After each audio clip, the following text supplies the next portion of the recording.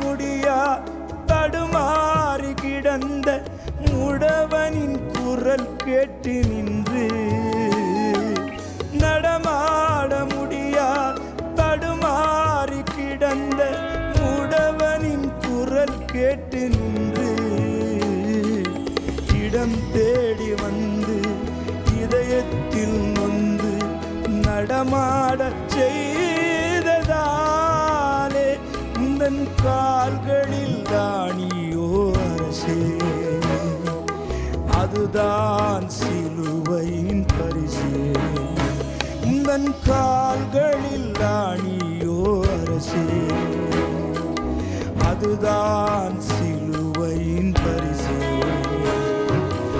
உருகாது நெஞ்சம் அவர் தானே தஞ்சம், உனக்காக பலியாக வந்தார்.